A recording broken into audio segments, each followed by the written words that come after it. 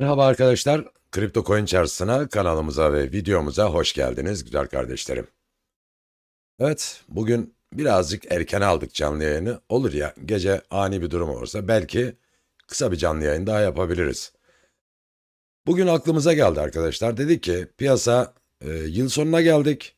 Piyasa güzel bir yükselişler yapmadan böyle sizlerin de seçtiği bazı coinlerden ne yapacağız? Bir altcoin sepeti. Tabii ki potansiyeli olan coinlerden, yani yükseliş momentumu grafiğe göre, formasyonlara göre bakacağız. Bir altcoin sepeti hazırlayacağız arkadaşlar. Tabii ki sizlerin de kağıt ve kalemi yanınızdadır mutlaka. Geçmeden arkadaşlar hemen şöyle bir yayınımızı kontrollü hala yapalım. Ne var yayınımızda? Evet, yani bir sıkıntı görünmüyor. Her şey mükemmel görünüyor şu anda. Vay vatansever kardeşimiz Lazio Sayın Milletvekili, sizler de hoş geldiniz. Yine kanalımıza ilk gelen Can Kristal kardeşimiz iyi yayınlar demişti. Teşekkürler kardeşim. İkinci gelen Lazio Yaşar oldu. Evet, üçüncü gelen Lady oldu. Selam hocam, iyi yayınlar. Aleyküm selam. Güzel kardeşlerim. Evet, tabii ki çoğu kardeşlerimiz iş icabı dışarıda olabilir bu saatte, biliyorsunuz. Ee, Avrupa'da şu anda saat 3:30. Türkiye'de de 5:30. Yani işi bitenler de yoldadır mutlaka. Bu yüzden onlar videonun tekrarını izleyebilirler. Hatta yayının sonlarına doğru da katılırlar diye düşünüyorum arkadaşlar. Evet, güzel kardeşlerim. Biliyorsunuz ki yarın akşam FED Başkanı Powell konuşma yapacak. Güzel kardeşlerim, biliyorsunuz FED yetkilileri gün be gün konuşuyorlar. Hiçbirinin söylediği birini tutmuyor. Yani hiçbir tilkinin kuyruğu diğerine değmiyor. Hani derler ya bizim halk arasında, benim kafamda 150 tane tilki dolaşıyor ama hiçbirinin kuyruğu diğerine değmiyor. Dünkü açıklananlar, bugünkü açıklananlar ya da yarınki açıklananlar hiçbirini tutmuyor arkadaşlar. Bir anda dibe vuruyorlar, alttan tekrar başlıyorlardı değerlendirmeye. Yani diğer tabirle 180 derecelik bir dönüş yaparak ne yapıyorlar? Diğer açıkladığının tam tersi, zıttı yönünde açıklamalarda bulunuyorlar. Bir bakıyorsun Şahin tutumu, bir bakıyorsunuz güvercin tutumu. Zannediyor musunuz ki yarın akşamki Powell'ün konuşmasında değişecek bir şey var? Yok arkadaşlar, hiçbir şey yok.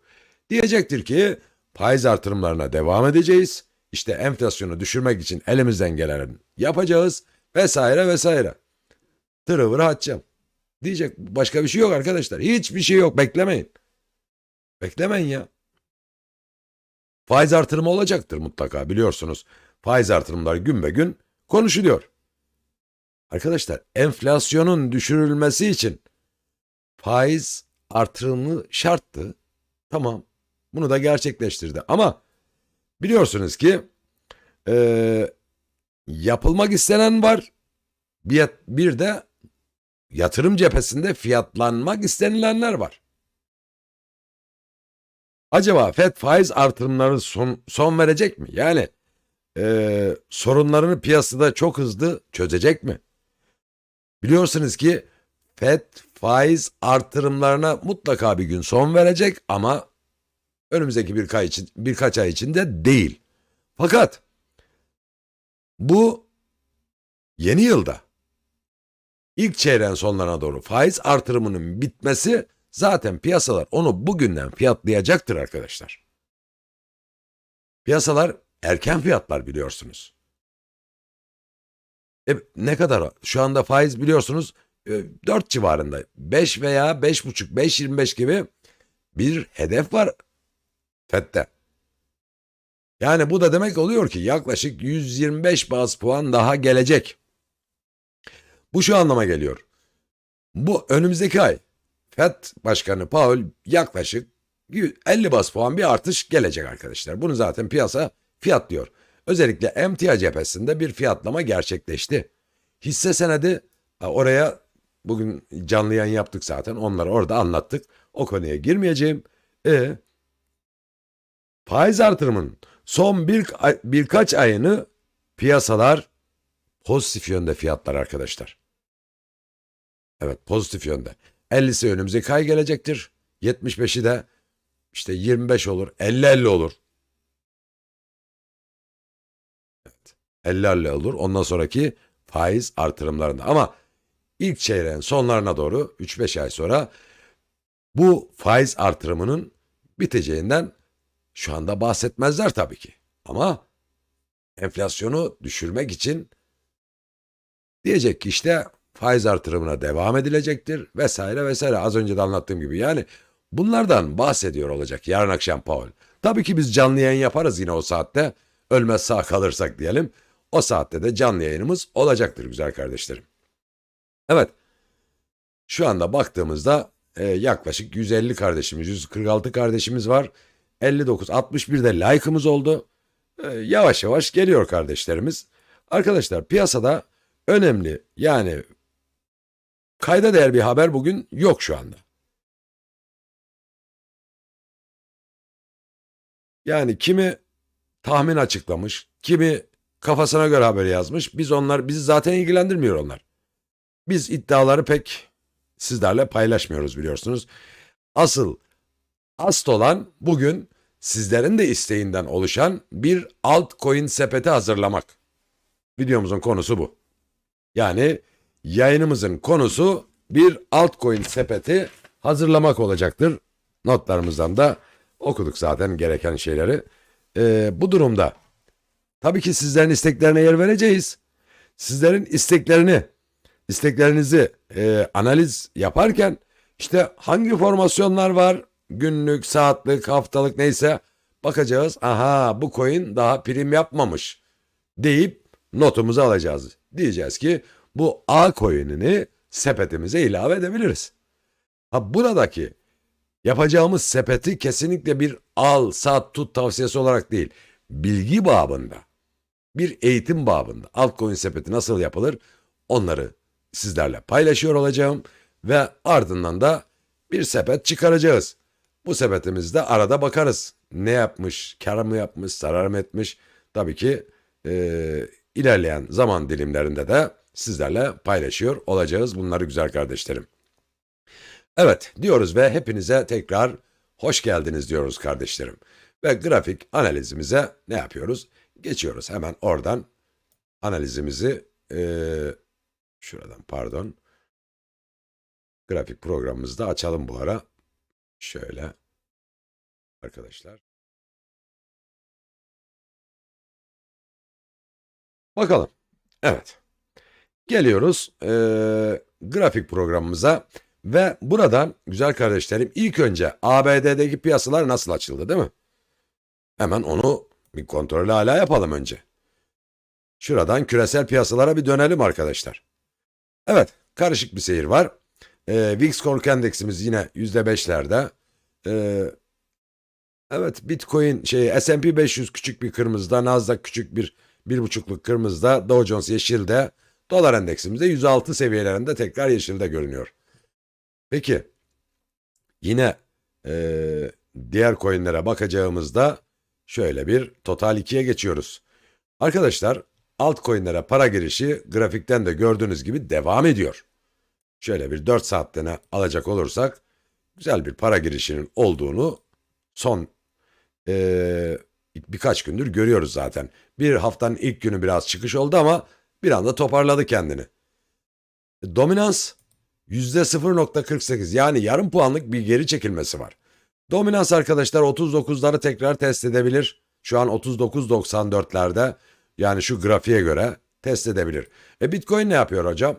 Bitcoin arkadaşlar 4 saatlikte EMA 50'nin üzerinde kalmayı başardı hala devam ediyor. 16.430, 16.500, evet 16.553 dolara kadar bugün bir iğne attı Bitcoin. Ne yapacaktır arkadaşlar? Psikolojik direnci olan 17.000 dolar direncini önce kırmamız lazım. Önce bu direnci kırmamız lazım ki rahat bir nefes alalım. Diyelim ki artık biz yukarıya doğru gidiyoruz. Şu anda neredeyiz? %1,29'luk bir 30'luk yeşildeyiz. Yön yukarı. Sıkıntı yok. Alış sinyali var. RSI 54'lerde Bitcoin'de günlük bazda bakacak olursak bize neyi gösteriyor arkadaşlar? Günlük bazda bir yön arayışı mumumuz hareketlenmiş durumda. İlk etapta 16.700 görünüyor, ardından 18.600'ler var. Buraları test edecek mi? Değil mi?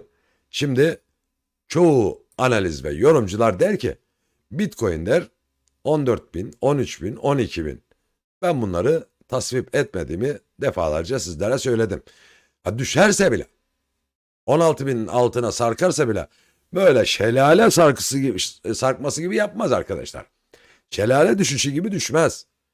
Çıkar iner, çıkar iner, çaktırmadan gelir. Ama şu anda da gidişat onu göstermiyor.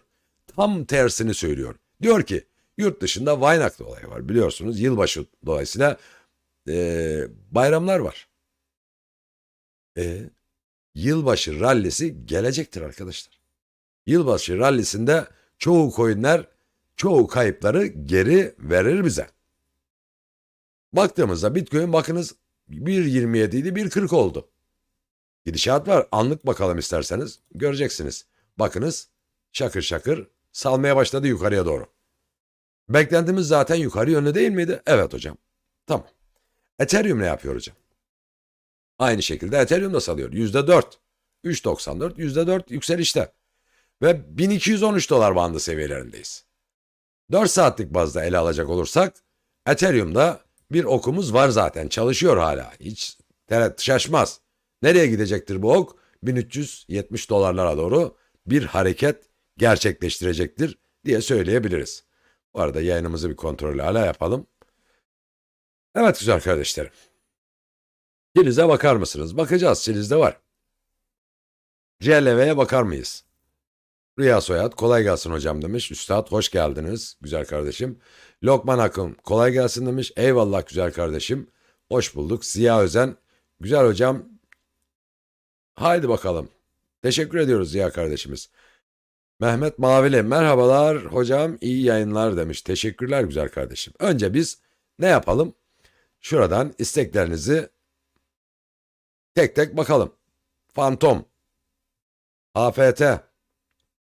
Ama önce Çiliz diyoruz tabii ki. Çiliz. Arkadaşlar. Çiliz şöyle ben günlük bakmak istiyorum önce. Neredeyiz hala? Çiliz EMA 200'ün altına sarkmış günlükte. Yani 0, 15, 38'e kadar daha önce iğne atmış. Şu an 16.35'teyiz. Bakınız. Çiliz ucuz. Ucuz kalan bir hisse. Şöyle bir haftalığına bakacak olursak Çiliz'de haftalıkta ne var? Şuraları bir komple silelim arkadaşlar. Çiliz'de haftalıkta ne var? Şu Çiliz'deki haftalık formasyon hemen hemen fan tokenlerinde de aynıdır arkadaşlar.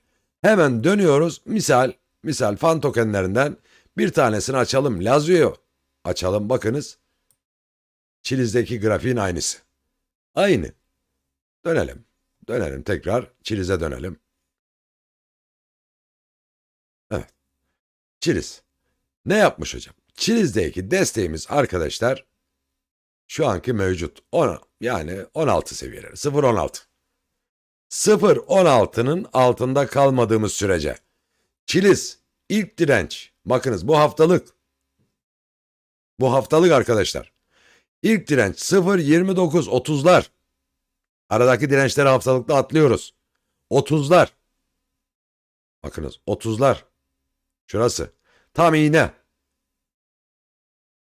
Bu mümkündür arkadaşlar. Nereden gelmişiz? 0.84 dolarlardan gelmişiz. 0.84 de hocam yani 10 dolarlardan 1 dolarlara geldiklerimiz de var. Ama bakınız Çiliz'de o yok. Çiliz'de şu anda en son geldiği 0.070'ler. Bunda ne zaman geldi?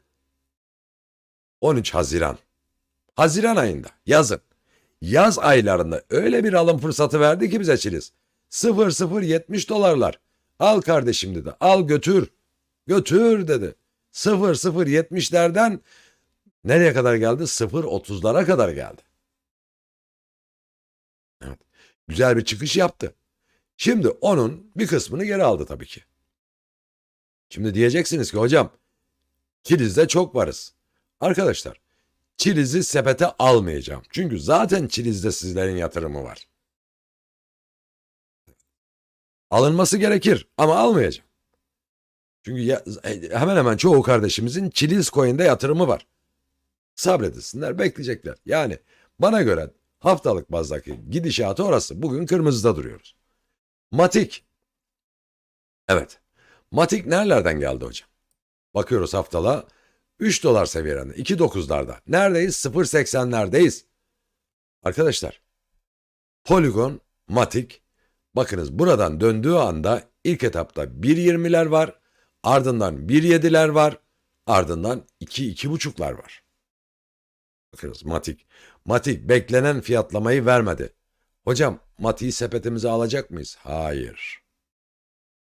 Bu sepet öyle bir sepet olacak ki, bu sepet, şimdi Matik %100 rally yapmaz. 10 yapar, 15 yapar, 20 yapar. Çok nadir görülür. Bizim yapacağımız sepetlerde biz böyle büyük ralliler bekleyeceğiz. Bize bir şeyler kazandırabilecek sepet yapacağız. Evet. Sepet olmaz mı arkadaşlar? Çiliz'den olur, Matik olur, Kurve olur, Algorand olur, Link olur, Doge olur. Bunlar ayrı bir sepet olur. Bunlar da kalite. Ama biz bunlar hiçbirini almayacağız sepetimize. Hocam neden sepet yapacağız? Evet yapacağız. Öyle sepet çıkacak ki programın sonunda sizler bile şaşıracaksınız arkadaşlar. Evet, hem analizlerimizi devam ettireceğiz hem içinden sepetimizi seçeceğiz. Matik'te şu anda 0.83'teyiz, %2 yukarıda. İlk direncimiz EMA 50 günlük. Bugün haftalık bakıyoruz, günlük bakacağız. Saatler pek inmeyeceğiz arkadaşlar. En az 4 saatlik ve yukarısı. Baktığımızda desteğimiz 0.77, uzaklaştık, 0.83'teyiz.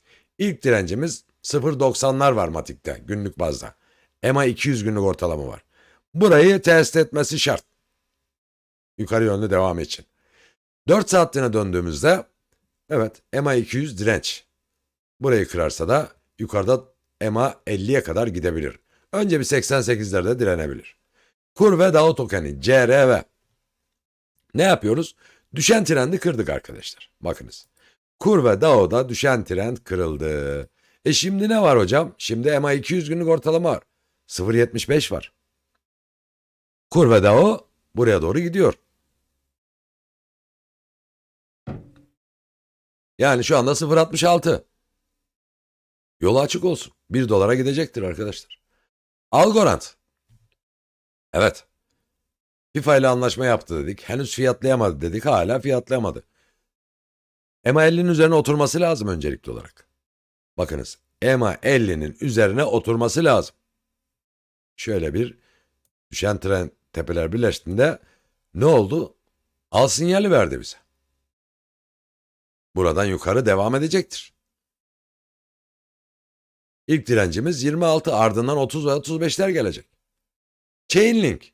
Şaşmaz arkadaşlar. Chainlink yolu açık olsun, gidecektir. Şu anda %2 gibi yukarıda olsa Chainlink'in yolu 10 dolara kadar gidecektir arkadaşlar. En kötü şartlarda. Ben onu bekliyorum. Yatırım tavsiyesi tabii ki değildir. Kendi görüşümüzdür arkadaşlar. Şöyle bir yayınımızı da bir kontrol hala yapalım bu arada. Evet. 100 like'ımız 164 kardeşimiz bizlerle birlikte yavaş yavaş işten gelenler tabii ki katılıyorlar arkadaşlar. Onlara da teşekkür ediyoruz. Fantom'a geleceğim arkadaşlar. CLV'ye de geleceğim. Hemen hemen çoğu isteklerinizi yukarıdan aşağı not almaya başlayacağım. Şöyle birkaç tane daha yapalım bakalım. Evet. Doge. Hedef tamam. İlk etapta 11 direncimiz var. 15 yolcusu dedik. Hala orası diyoruz. 0-10'lardayız şu anda. Shiba. Yatay. 90'larda devam ediyor. 80-90. 90'ı geçtiği anda 0.60'ya kadar gidecek dedik ama başaramadı henüz. Henüz oralarda takip ediyor.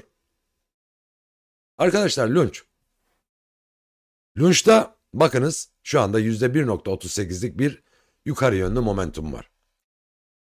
Fiyat nerelerde? 0.3016 dolar seviyelerindeyiz. Bakınız 16 dolar seviyelerindeyiz. Ne yapacaktır Lunch? Lunch ne yapacaktır arkadaşlar? 1.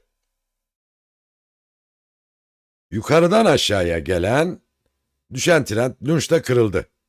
Bakınız. İlk etapta Lunch 24-25'ler gelecektir. Ardı 30'lar ve yukarı giderse de 40'lar olur. Lunch'ta beklentiler yukarı yönlü. Lunch peşinden baktırabilir bir an.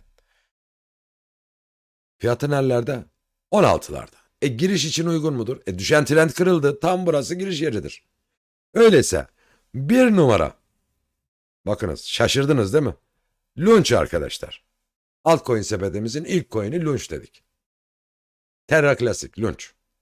Yani volatil bir sepet yapacağız. Volatil bir sepet. Çıktığında çok aşırı çıkacak. Karlarımızı kapacağız. Bu sepette önümüzdeki 3 aylık sepet en fazla. Bakınız önümüzde en fazla 3 aylık bir sepet. Bu kar realizasyonları için. Biri Lunch. Evet. Luna'da ne var bugün? %1.58'lik 0.81 seviyeleri yolu açık olsun. Yukarı yönlü. Devam eder mi? Onu da bekleyip göreceğiz tabii ki. Şu anda 1,5 dolar seviyeleri. İlk etapta çıkacağı nokta nedir arkadaşlar? Luna'nın 2 dolar. AP Coin. Formasyon üzerine formasyon yapıyor. 4,5 dolar hedefimiz var. Buraları görecek arkadaşlar. 4,5 doları AP görecektir. Hatta günlük bazda EMA 50'yi kırıyor bakınız. Hedef 5 dolar. Burada EMA 200 günlük ortalama var. Orayı test eder. Aptos 4 dolar 70 sent. %5 yukarıdayız. 4 saatini alalım. Evet. Hedefimiz 5 dolarmış. 5.13. Oraya doğru Aptos'a gidiyor. Destekten uzaklaştık. RSI 56'larda. Haydi hayırlısı. Yine Musk'ı da verdik size arkadaşlar. Musk dedik hedefimize ulaşır. Milimetrik. Buyurun. Neredeyiz? 3.16. Gidecektir arkadaşlar. Şu an %11 yukarıda. Musk 3 dolar, 3,5 dolar, 4 dolar, 6 dolara kadar yolu var.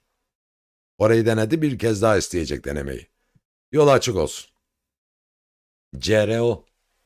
Evet, EMA 50'yi kıramıyor. 0,064'lerde. Ne yapacaktır? Şu anda %1.27'lik yukarıda, kırarsa da direkt 80'e kadar gider arkadaşlar. İNC takip edilmeli.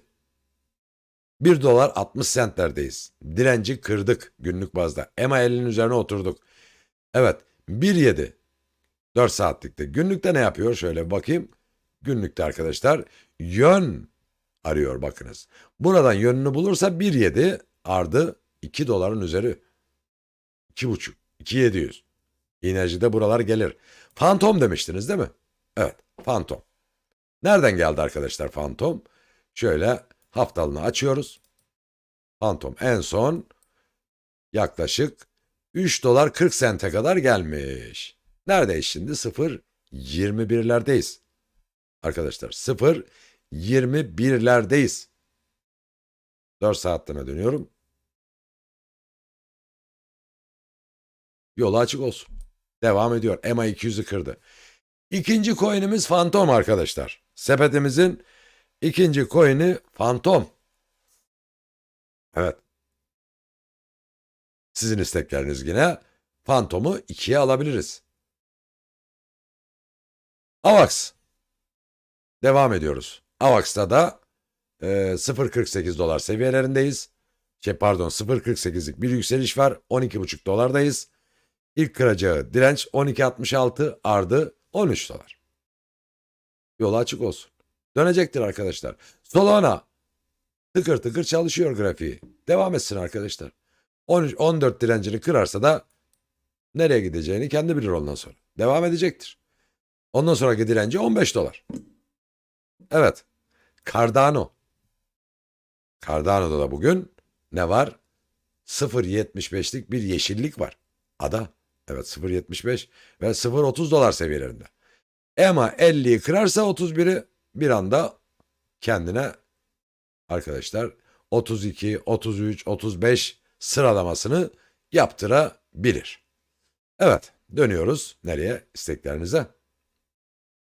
Şimdi bakalım. Şuradan. Şöyle bir istek bakalım. CLV dedik değil mi? CLV. OGN.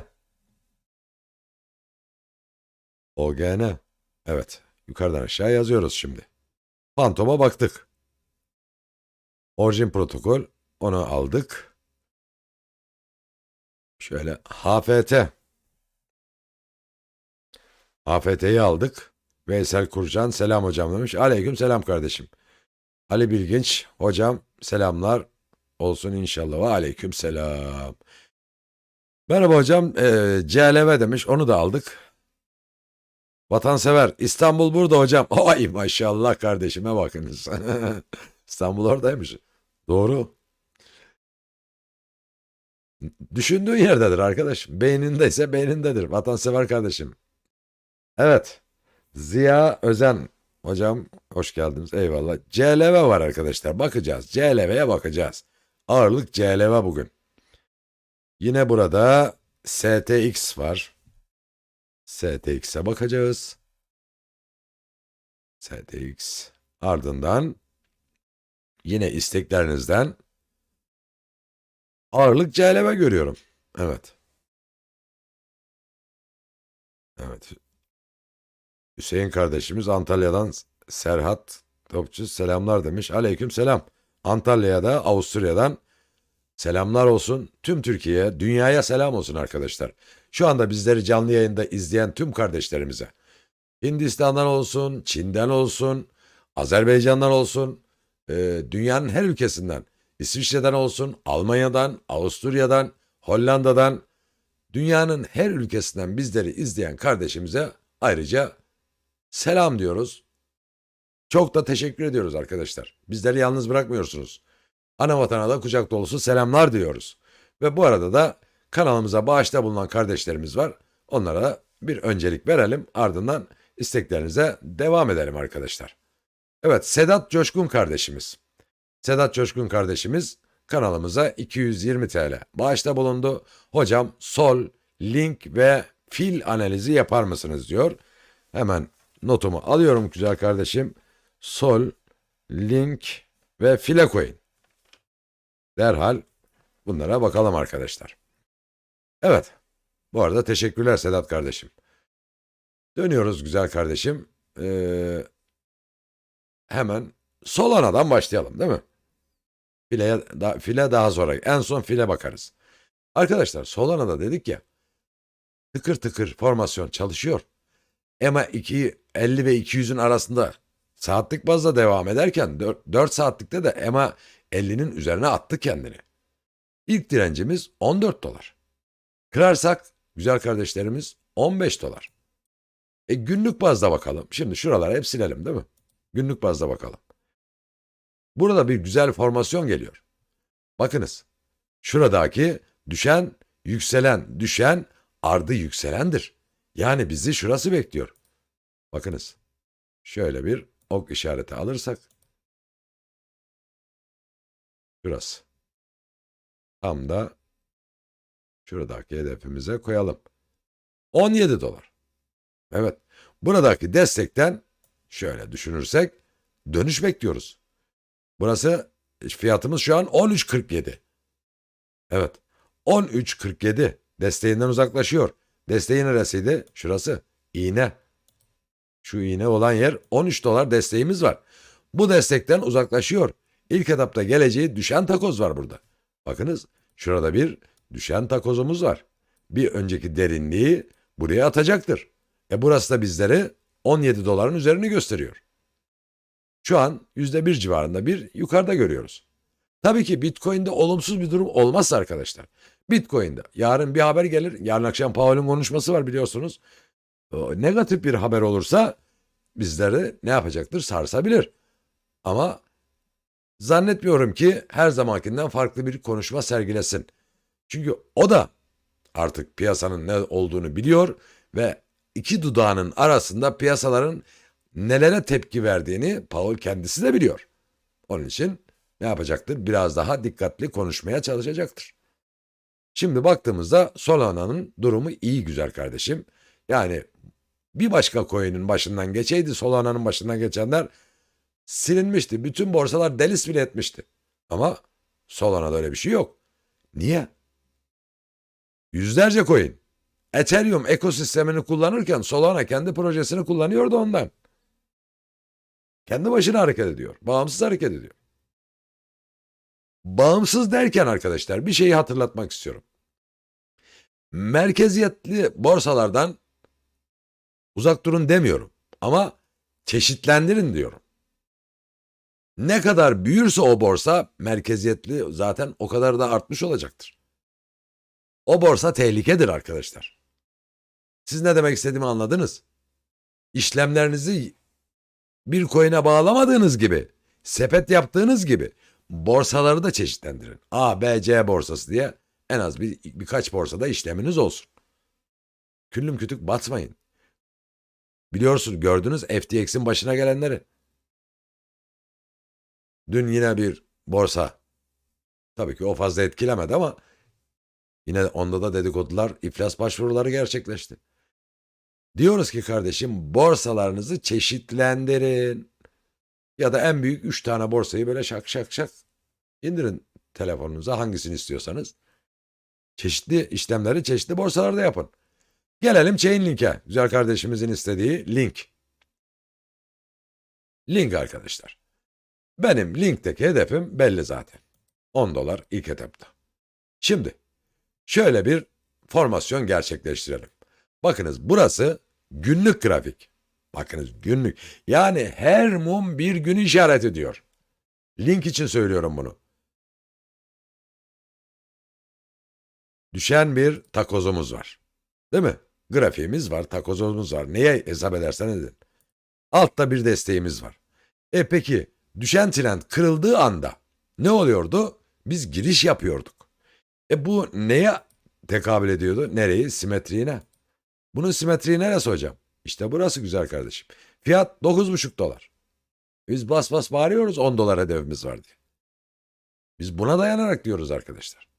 Burası çalışacaktır. Biraz uzatır, aşağıya gelir yukarı ama birkaç haftaya, yani aya kadar uzatır.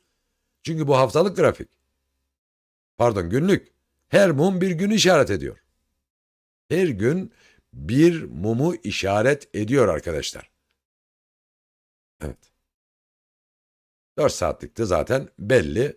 Onun da yukarı yönlü momentumu gerçekleştirdiğini görüyoruz. Şuradaki derinlik 4 saatlikte küçük bir mum çekelim arkadaşlar. Ok çekelim. Bakınız. 4 saatlikte ilk etapta bizi neresi bekliyor? 8 doların üzeri, 8,5 dolar. Kısa vadede.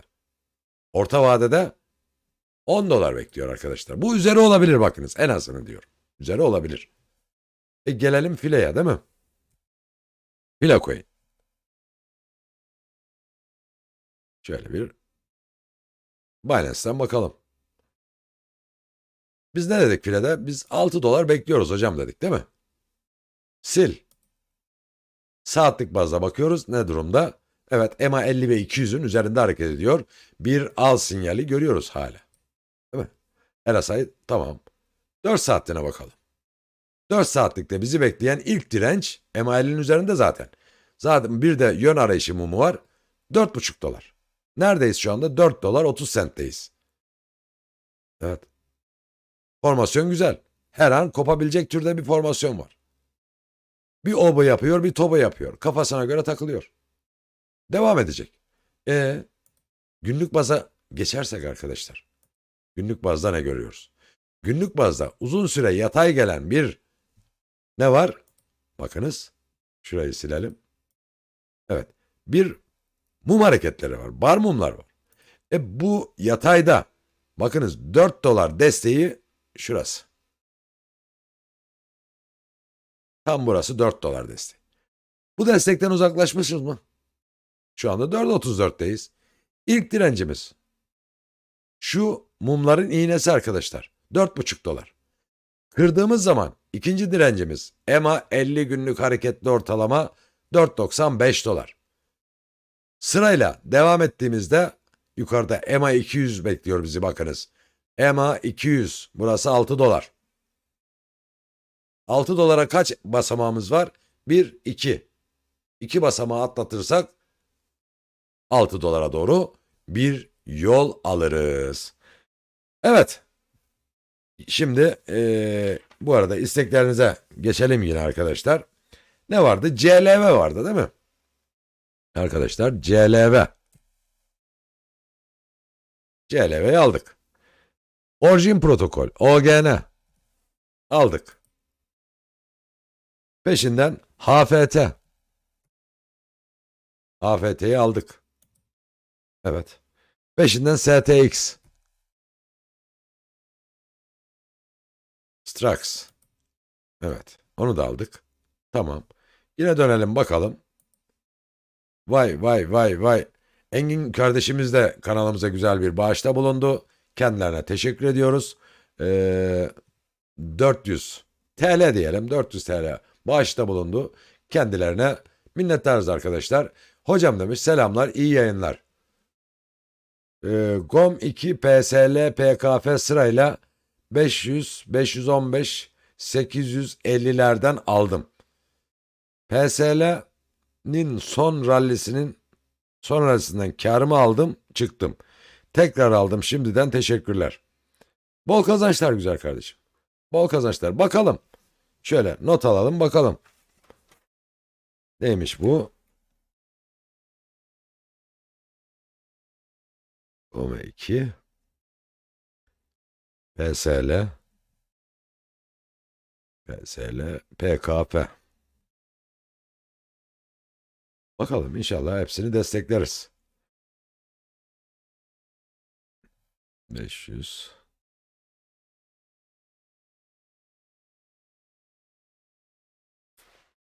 Dönüyoruz bakalım grafiğimize. Şimdi GOM 2.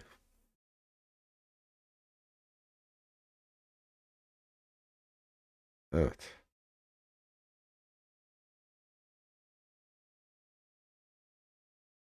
Yazdık. PSL Pastel. KuCoin'den bakıyoruz. Evet ona da bakıyoruz. Diğeri de PKF. PKF. Ona da KuCoin'den bakalım. Evet güzel kardeşim. PKF'den bakalım. Şöyle bir geçelim. %5 an itibariyle yukarıdayız. 007'lerde. 77'lerde pardon.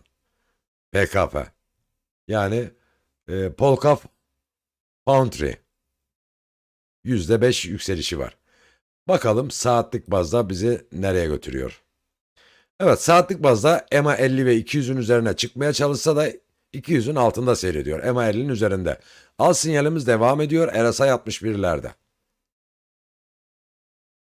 Ben 4 saatliğine geçmek istiyorum bunun. Evet burada bize bir al sinyali vermiş. Bu coin'e yeni girecekler için. Bir al sinyali görüyoruz arkadaşlar bakınız. Bizi ne bekliyor burada? Evet. Bizi güzel bir çıkış bekliyor arkadaşlar.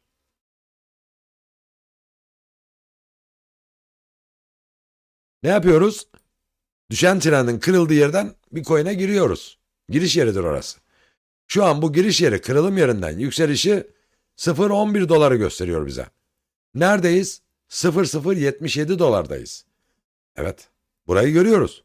Yani güzel bir çıkış geliyor arkadaşlar. Takılacağı 0.10'larda bakınız. 0'ı attığı zaman biraz böyle sarsıntı yapabilir. Ama burayı da başarırsa yolu açık olsun. Hatta da o 0.12'leri 13'leri bile iğneleyebilir. Şimdi daha önce nereye gitmiş bu? Değil mi? Arkadaşlar 0.98 neredeyse 1 dolara kadar yükselmiş aşağı yukarı. Şu anda 0.077. PKF. Evet. PKF. Diğer bir coin'imize bakıyoruz. PSL'ye saatlik bazda bakalım. Evet. 3.058 şu anda. Arkadaşımız bunu 515'ten sattığını söylüyor. Sıfırları yazmamış zaten. 584 şu anda. Tekrar almış. Ne yapar? Gider mi hocam diyor değil mi şimdi? EMA 50 ve 200'ün üzerindeyiz. Arkadaşlar saatlikte değil ben bunu bir 4 saatle almak istiyorum. Bu rallide karını almış kardeşimiz. Yani güzel kar realizasyonu yaptıktan sonra tekrar alttan topladım diyor. Toplamış. Zaten biz daha önce burada bir fırlama olayını vermişiz ama ne yapmış? Uzatmış. Ne zaman yapar bunu demişiz? 9 Ekim. 8 Ekim'de. O ne zaman yapmış arkadaşlar? 14 Kasım'da. Biraz geç kalmış. Zaten bekliyormuşuz biz onda o hareketi. Fakat ne yapmış? Biraz uzak kalmış. Tabii ki kardeşim de sabretmiş, kârını almış. Bol kazançlar. Şimdi alttan toplamış. Hocam, bu bize nereyi gösterir? Arkadaşlar bu bize şuradan aşağıya gelen bir düşen trendimiz var bakınız. Bu kırılmış durumda. Yani bize bir al sinyali vermiş, göndermiş tekrar. Bu durumda bizi ne bekler hocam? Ne bekler? Şuradaki desteğimiz. Bir üçgen formasyonu bekler. Burası da bize yaklaşık bu derinliği gösterir. Kırılım yerine koyarsak 85'ler geliyor arkadaşlar. Evet. 85'ler geliyor. 0.3058'deyiz. 85 hatta buradan 0.60'ya kadar gider. Yalnız EMA 200 günde 66'da bir takılma gerçekleşir. Orada sizi yanıltmasın. Orayı kırdığı an 0.60'ya kadar gider arkadaşlar. PSL. Evet.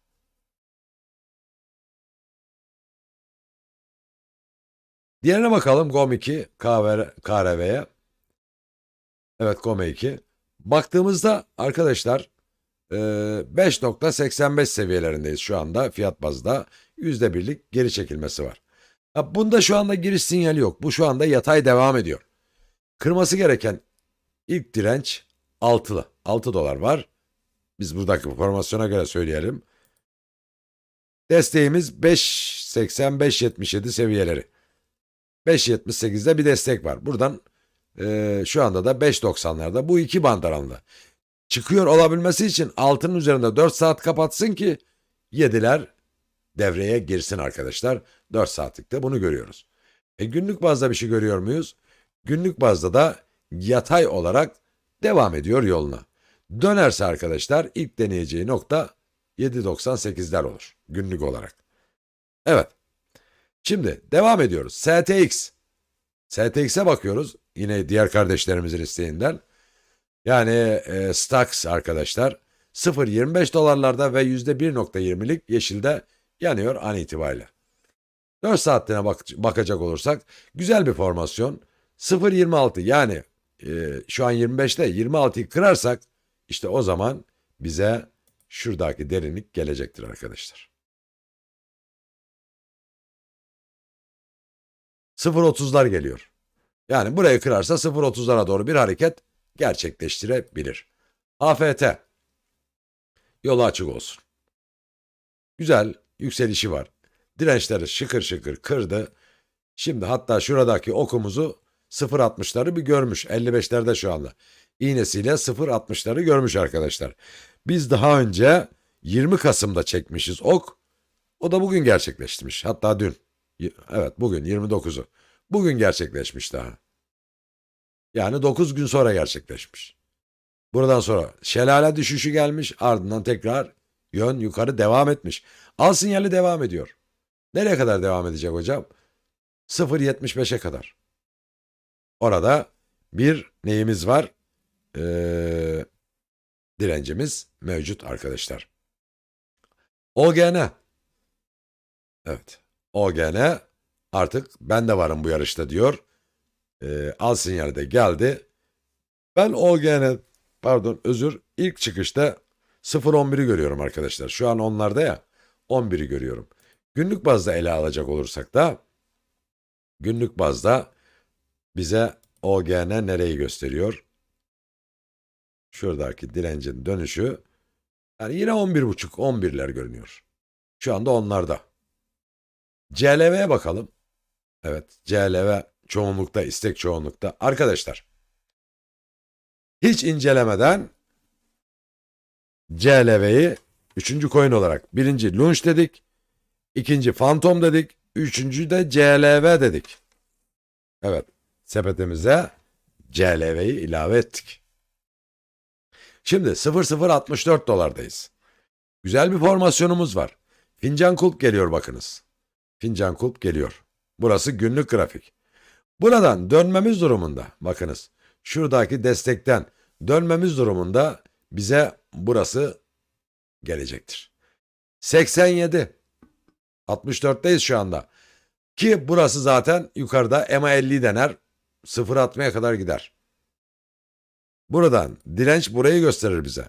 Yani burada bizim gördüğümüz şu var arkadaşlar. Şu var.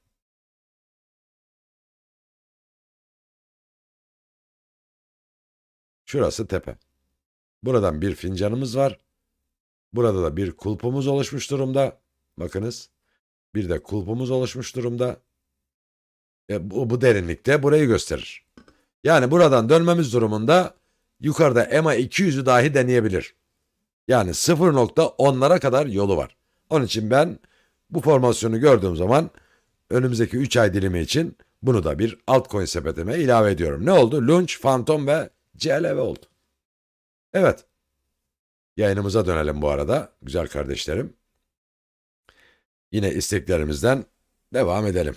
Poly. XRP. Poly, XRP.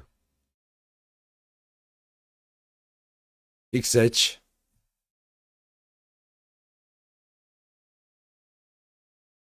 MIFT. USTC. USTC. BSV bakar mısınız hocam demiş. BSV. BSV not alındı güzel kardeşim. Taner kardeşim. BSV'den not aldık. CLV yükseldi. XCN yükseldi. Sırada Cardano. %13 büyüyecek diyor. Tabii ki Cardano'da bekleyip göreceğiz. Jack. Evet, Jack'i de alıyoruz. NFT.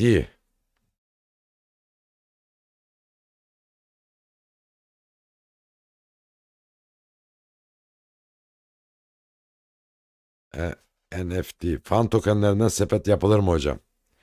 Fan tokenlerinden sepet çok hareketli arkadaşlar. Yani fan tokenlerini sepete almak zor olur biraz. Çünkü orada sepet dediğin bekleyeceksin biraz. Ama fan tokenleri bekletmez seni. Bir bakmışın uçar gider, bir bakmışın uçtuğunu hemen geri alır. Onu havada yakalayacaksın havada. Havada yakalayacaksın, ipini keseceksin hemen. Ondan sonra alttan toplayacaksın. Fan tokenleri öyle. Fan tokenlerini de bekleyeceksin. Evet. XH'i yazdık. JOS bakarız arkadaşlar. JOS'a bakalım. Chiliz'e baktım yine bakacağım arada arkadaşlar. Chiliz sıkıntı değil. Evet Chiliz'e bakacağız. JOS'a bakacağız. JOS demiş kardeşlerimiz. Evet şimdi dönelim. Nereye? JOS. Hemen JOS'tan başlayalım arkadaşlar. JOS 0 çift 0 55'lerde. Evet. Bakınız. JOS'ta da güzel bir formasyon geliyor. Neyi bekliyoruz hocam? JOS'ta burası günlük arkadaşlar, günlük. Güzel bir formasyon geldi. Şimdi JOS'ta çanağımız tamam. Hocam gulpu yok. Verdik siparişi arkadaşlar, haftaya gelir. Gulp da geliyor. Gulp da geliyor. Nereden gelecek gulp? EMA 50'den döndüğü zaman kulp oluşacak. Şuraya bir tane daha kırmızı sararsa ardı kulp oluşacak. Yani 52'ler. Şu an neredeyiz? 55'lerdeyiz. 52'lerde kulp oluşacak arkadaşlar. Bakınız şu kulp oluşacak burada. Burası da destek olacak. Yani şurası destek olacak. Ve bu destekten JOS bize nereyi gösterecek?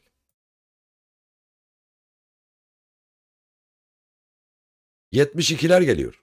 55'lerdeyiz şu anda. Ama bu 65'te bir EMA 200 günlük ortalamamız var. Burayı kırmamız lazım önce. JOS için burası kırılması lazım.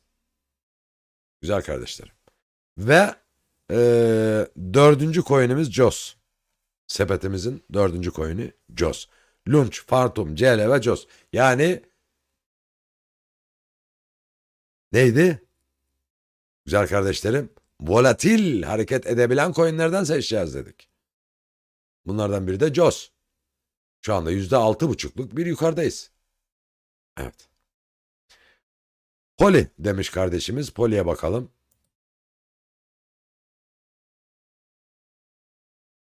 Poli'de ne var?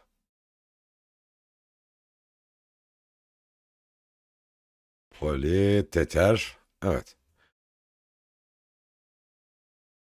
Poli'de şöyle alırsak geldi. Biri Poli, iki XRP. XRP'yi alalım. Diğeri XH.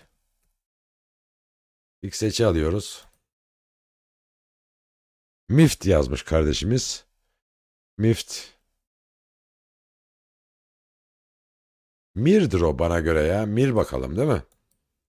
Ya da Mitril'dir. Mitril'dir arkadaşlar. Mitril. Evet. Büyük bir ihtimal odur. Ya Mir'dir ya Mitril'dir. İkisinden biridir kesin. USDC.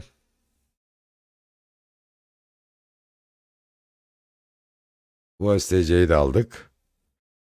BSV demişti kardeşimiz. BSV'yi de alalım.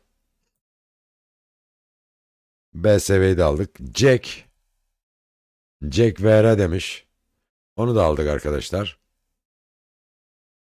Evet. Şimdi şuradan yine bakalım. GLMR Keep Network. Just me. GLMR. Bir de Keep var değil mi? Evet. Geçelim önce Just me'ye. Arkadaşlar şuradan. Just me. Just me dönüyor arkadaşlar. Günlük bazda baktığımızda ilk direncimiz 46'lar. Şu an 39'dayız. 0.3039. Ben şöyle 4 saatliğini açmak istiyorum Just me'de. Ne zamandır geliyor? 10 Kasım'dan beri geliyor. Evet. 5. altcoin sepetimiz Just me arkadaşlar. Just me. Just me'de yol ne var? 45 yani 45'te bir direncimiz var. Ardı 62'ye kadar yolumuz var. Evet. Şöyle bir haftalık bakınca Just me'nin nereden geldiğini görün arkadaşlar. 0.36 dolardan gelmiş. Şu anda 0.39 dolardayız. Ne kadar geriye geldiğini görün. Projesinin de sağlamlığını biliyorsunuz. Web siteme de yazmıştım projesini. Oradan da okuyabilirsiniz arkadaşlar. Just me'nin. Evet. Şöyle bir bakalım. Yolu var arkadaşlar. Yeni yeni toparlanıyor da artık buradan sonra yapacağı rallileri alma babında sepetimize ilave ediyoruz. Just me'yi. Devam ediyoruz. İsteğinize Poli demiştiniz. Poli arkadaşlar hacimsiz gidiyor. Ne yapacağı belli değil. Onun için fazla yoruma gerek yok. Şu an 0.21'lerde EMA 50'yi kırıyor aşağıya. Yani kaybederse nereye gelir? 0.19. Yukarıda da 0.22 direnci var. Ripple. Evet hacim görüyorsunuz altta değil mi Ripple'da? Hacim böyle olacak. %1 yukarıda 0.39 dolardayız. Ama Ripple kafasını kaldıramıyor. 42-45'ler yine 40'a düşer arkadaşlar. Şu an Ripple için diyebileceğim hiçbir şey yok. Alttan topla üstten sat Ripple'ı. Alt neresi? Alt vermişti zaten. 34'lere kadar gelmişti arkadaşlar. Şu an 40'larda. Bilemem. Karar zaten halinizdendir. XH. Evet. XH arkadaşlar. Yarım puanlık bir yukarıda. XH'e bakıyoruz. Nereden gelmişiz daha önce? Değil mi? Yaklaşık 3.038'lerden gelmişiz. Şu anda 4.028'lerde. Yatay olarak devam ediyor arkadaşlar XH. Yatay olarak devam ediyor. 4 saatliğine bakacak olursak 4 saatliğinde de bizi EMA 50'yi kırması gerekir. Yani 28'i şu andaki fiyatı burada zaten burayı değerlendiriyor. Velev ki buranın üzerine atarsa yukarıda 32'ler gelir arkadaşlar XH'te. Daha önce 19 Kasım'da güzel bir çıkış yaptı ama verdiğini geri aldı. Evet. XH'te verdiğini geri almış durumda. Peki XH için geniş bakacak olursak, değil mi? Zaten oklarımız hedeflerine ulaşmadı şu anda. Bekliyor. Tetikte bekliyor. 38. Evet 4.0 38 28. Ardı 41. Evet. Arkadaşlar yani XH'de yazılabilir. 6. coin olarak. Fazla oluyor ama bunu yedek olarak tutabilirsiniz. Değiştirmek istediğiniz olur. İçlerinden XH'de diyebiliriz. Alın size 6 tane altcoin. XH, Jasmy, JOS, CLV, Phantom, Launch. Evet. Volatil hareket eden bir sepet. Ama ne yapacak? 3 aylık bir sepet bu. Rallilerde alıp kaçmak sepeti. Evet güzel kardeşlerim. Şimdi devam ediyoruz. Mir 0.12-13 dolar seviyelerindeyiz.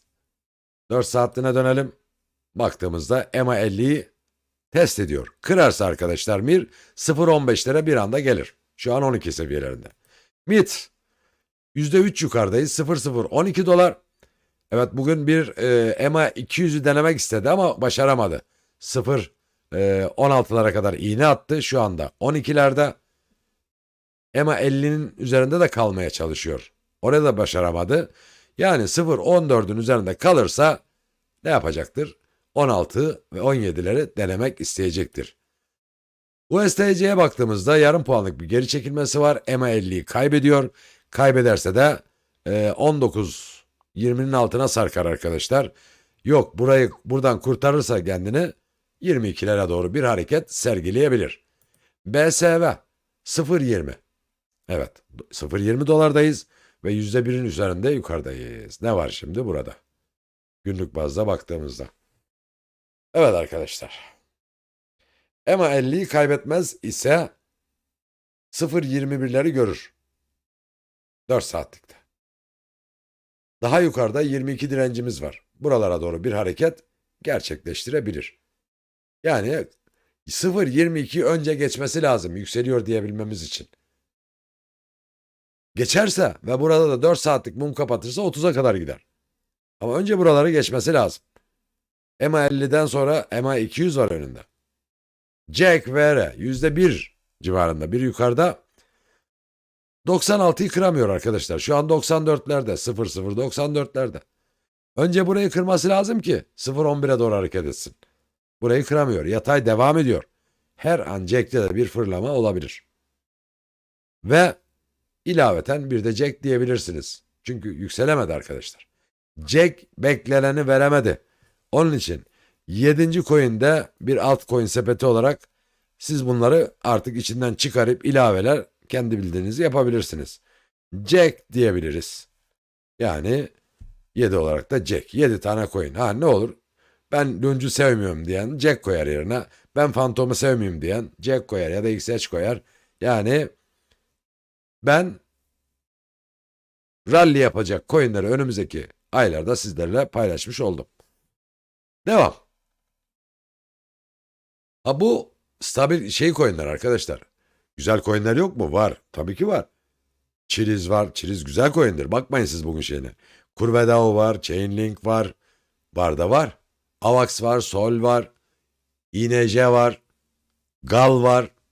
Var da var arkadaşlar. Ama bunlar sıfır. Bol sıfırlı coinler. Volatil coinler. Evet. GLMR. 0.35 seviyelerinde ne yapacaktır? EMA 50'yi kırdı. Arkadaşlar bu coin'e dikkat. Bu coin bir anda 0.40'ların üzerine atar kendini. Şu an 35'lerde. Atarsa da 50'lere kadar yol alır. GLMR'ye dikkat. Keep Network yatayda EMA 50'nin üzerinde hareket ediyor an itibariyle. İlk direncimiz 0.10 dolar. Neredeyiz? 0.085'teyiz. Sıfırı atabilir her an. Keep'e dikkat. EMA 50'nin üzerinden uzaklaşıyor. Yani Erasa'ya bakıyoruz 50'lerin üzerinde. Her an sıfır atacak kadar bir çıkış yapabilir. Attı çünkü daha önce. Ne zaman attı? 19 Kasım'da attı. Ama bir anda da geri aldı. Verdiğini geri aldı. Şimdi bir kez daha deneyecektir. Evet güzel kardeşlerim. Hocam Prost demiş. FIDA. Jasmi'ye baktık arkadaşlar. FIDA. Prost. Bakalım.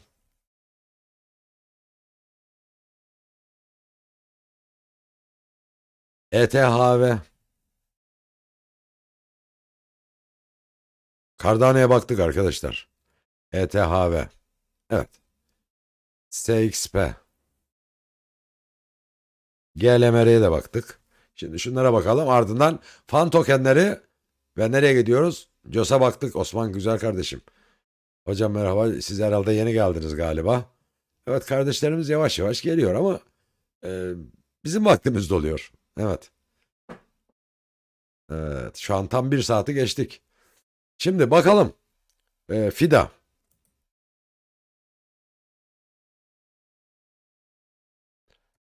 FIDA.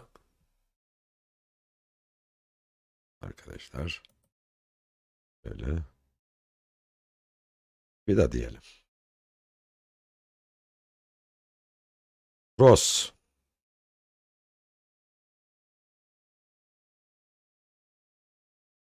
Evet. ETHV. ETHV kalite arkadaşlar artık onda sıkıntı pek görmüyorum ben. Yavaş yavaş o da yoluna geçecektir. Yeter ki sabretmesini bilin. SXP. Evet. FIDA. FIDA yataya bağladı arkadaşlar artık. Buradaki sert yükselişini artık yatayda götürüyor şimdilik. Bu devam eder. Yukarıda 0.50, aşağıda 0.35 bu band aralığında devam edecektir arkadaşlar. Ne zaman ki 0.50'nin üzerinde, EMA 50'nin üzerinde bir 4 saatlik mum kapatırsa işte o zaman tekrar nereye doğru 1 dolar yolculuğunu başlatır. Ama ondan önce de 70'lerde bir direnci var. Orayı kırması lazım. Pros 0.67 dolardayız. Pros'ta şöyle bakalım arkadaşlar. Buradan. Düşen trend hatta kısa trend çizelim arkadaşlar. Düşen trendi kırdı. İlk etapta EMA 200'ü deneyecektir. Fakat 50 var önümüzde. 0.71 var. 67'deyiz. Burayı kırması lazım ki 0.90'lara gelsin. Ama yön yukarıda kırmaya çalışıyor. Çünkü RSI'da destekliyor bunu 50'lerde. ETH ve Ethereum POW okumuz hedefine yavaş yavaş gelecektir arkadaşlar. Çünkü yukarıdan aşağıya gelen bir düşen trend kırıldı. Yön artık ilk etapta şu 3.38'deki EMA 50'nin üzerine bir atmayı başarsa kendini uzun trend boyunca başaramadı. Başarırsa bir anda kendini 4.70-5 dolar seviyelerine kadar çıkarır. SXP %1 geride 0.24'lerdeyiz. Yatay pozitif devam ediyor. EMA 50'nin üzerinde ama önündeki direnci kırması gerekir ki 0.27'ler gelsin diyoruz ve ne yapıyoruz? Bir fan tokenleri yapalım arkadaşlar. Değil mi? Evet küçük bir yeşillik devam ediyor Paris Saint-Germain'da. 5.5 dolar yatay devam ediyor. Juventus 3 dolarda aynen devam ediyor. EMA 50'yi kıramadı henüz.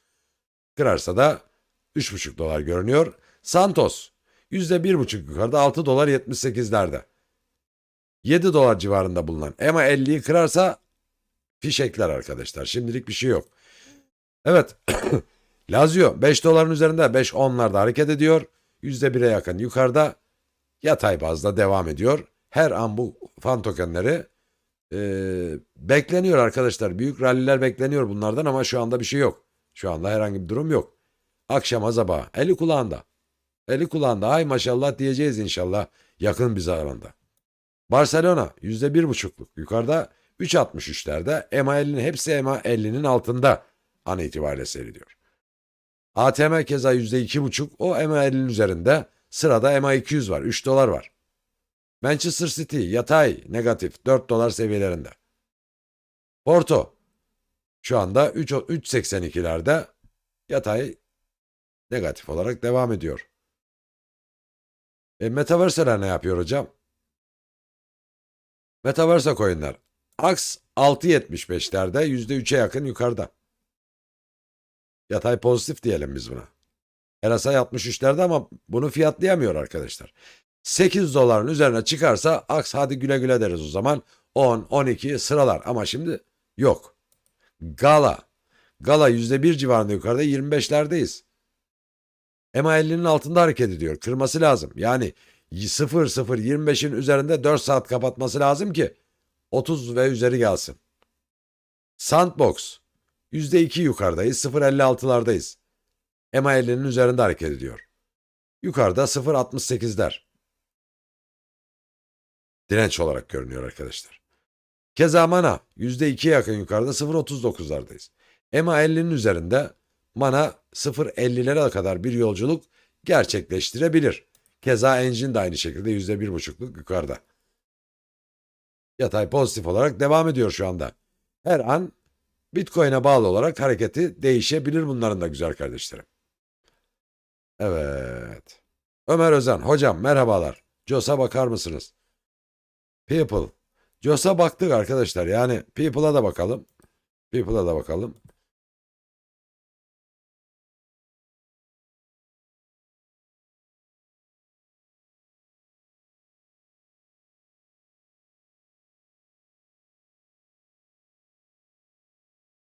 People.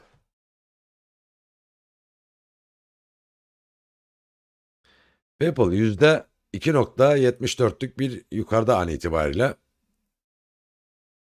Evet bir ok çizmişiz zaten. Ok hedefine doğru gitmeden ikinci bir formasyon gelmiş. Bu sefer okun seviyesi biraz düşüyor arkadaşlar. Formasyona göre değişiyor. 26'lar görünüyor. Şu an 24'lerde. EMA 50 ve 200'ün de üzerinde sağlam. Yani yukarı yönlü momentum devam edebilir. Devam edebilir çünkü 11 Kasım'da güzel bir rally yaptı. Düzeltmesi bitmiş görünüyor. Her an yine hacimli bir şekilde devam eder yükselişi. RSI'da 53'lerde. Yolu açık olsun deriz arkadaşlar. Çiliz'e döneceğiz dedik değil mi? Çiliz'e güzel kardeşlerim. Baktığımızda Çiliz şuradan listemizi önce alalım elimize değil mi? Çiliz. Evet küçük bir kırmızılık devam ediyor 0,16 seviyelerinde. Şimdilik yatay negatif olarak devam ediyor arkadaşlar. Çiliz'de durum bu. Evet. 16 desteğinin üzerinde. İlk direnci 17 dolar. 17,60'lar. İkinci direnci 21'ler. Yukarı doğru devam edecek. Ama ne zaman? Ne zaman?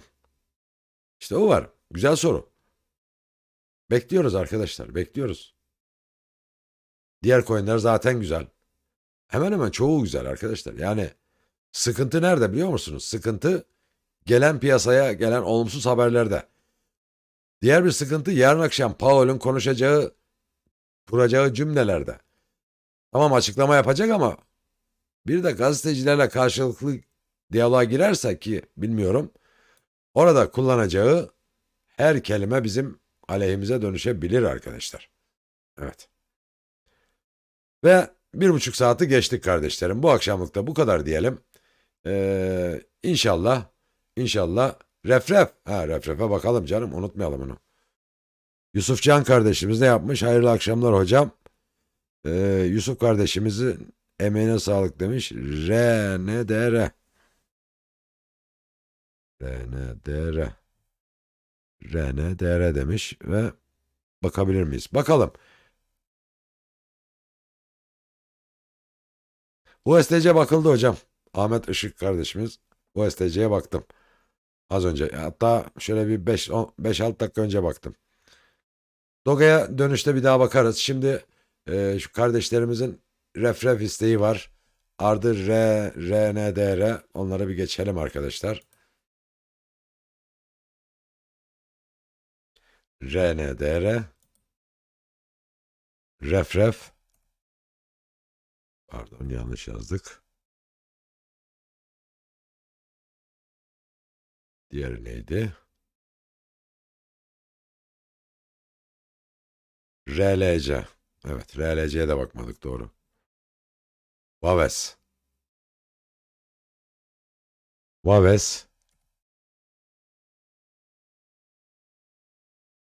RLC.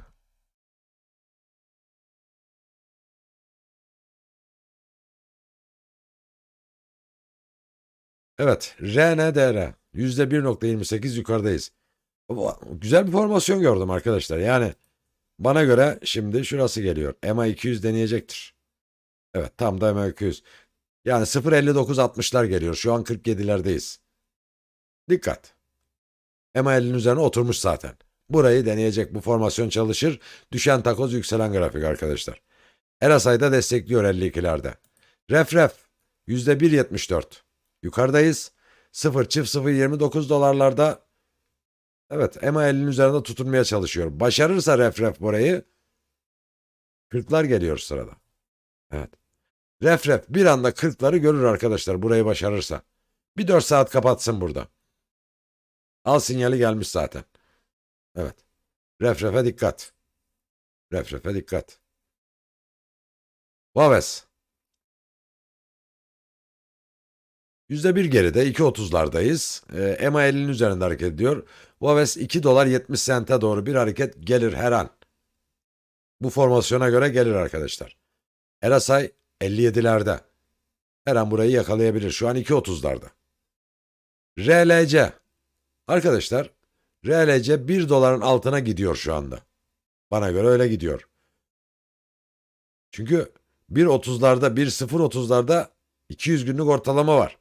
Bura onu iyi koruyabilirse döner geri. Koruyamazsa arkadaşlar nereye kadar gelir?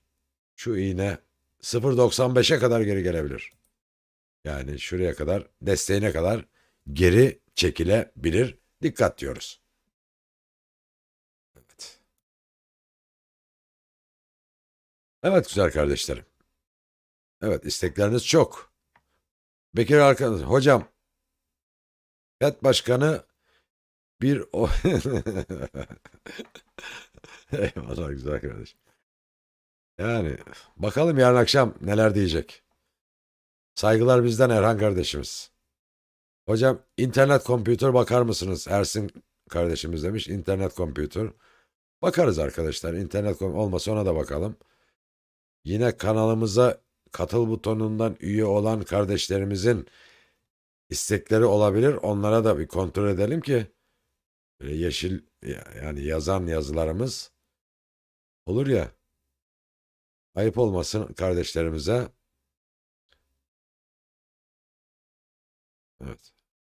Yok, onlardan bir istek yok şu anda. İnternet kompütür diyelim.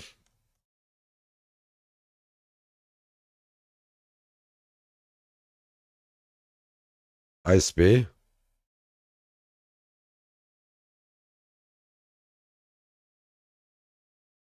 Benim de diyor zamanım geldi artık diyor internet kompütür. ML'nin üzerine oturdum. Şimdi ilk direncim benim. Şuralarda oyalanıyorum.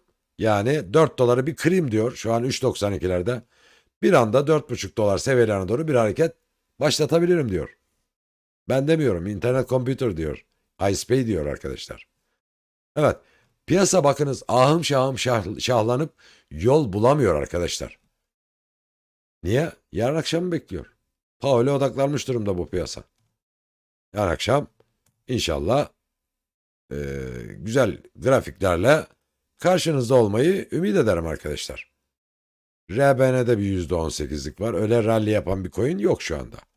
Evet, yok. Musk en güzel yapıyor. O %11 gibi yukarıdayız. Musk'ta zaten Musk'ı verdik sizlere. Biliyorsunuz. Evet. Bu akşam da bu kadar diyelim arkadaşlar. Çok teşekkür ediyorum. Çiliz'e az önce baktık Mehmet kardeşim. Kapanışta bir de Doge dedik. bakacaktık. Doga'ya da bakacaktık. Yani Çiliz 0.30 bekliyor. Hiç tık demiyor arkadaşlar. Kımıldamıyor. Burada bekliyor. Bir yayına başladık buradaydı, hala burada. Yani bir aldatmaca yapıp da dönerse geri 17.5-18'i bir anda görür. Ama nerede? Bekliyoruz. Daha aşağı kırar mı? Normal şartlarda en son geleceği dip noktaya kadar geldi zaten. Yani şurası 15.80, 16'lara geldi. Şu anda 16.37'de buradan geri dönmesi lazım. Hocam Doge. Doge arkadaşlar formasyon içinde formasyon yapacak. Bakınız burada yaptı. Yükseldi. Burada yaptı. Yükseldi. Şimdi küçük bir formasyonla ardından 15 dolara kadar gider. Yani 0.10'larda şu anda. 0.15'e kadar gider. Bakmayın şu an uyuduğuna. 7 ile 10 arasında gidiş gelişleri var. Yani %7 yükselişle %10 yükselişi arasında bir mekik dokuyor. Evet, her an değişebilir çünkü. Güzel kardeşlerim. Evet. Solana %1.35 yaptı. 13,5 dolar şu anda Solana. Solana da gidiyor arkadaşlar yani. Phantom, Solana, AVAX takılacaktır peşine. Cardano %1 yükselişte ama bunlar hep yavaş yavaş böyle bir kendilerine yol bulacaklardır güzel kardeşlerim. Evet. Piyasamız nispeten güzel. Nispeten yani düne göre güzel arkadaşlar. Neydi haftanın ilk günü değil mi? Diyoruz ve çok teşekkür ediyoruz inşallah. Ha, olur ya güzel bir değişiklik olur. Acil bir haber gelir. Bir canlı yayın daha açarız. Sıkmayın canınızı. Birkaç saat sonra. Haydi hayırlısı arkadaşlar. Kendinize iyi bakın. İyi akşamlar diliyorum. Görüşürüz inşallah.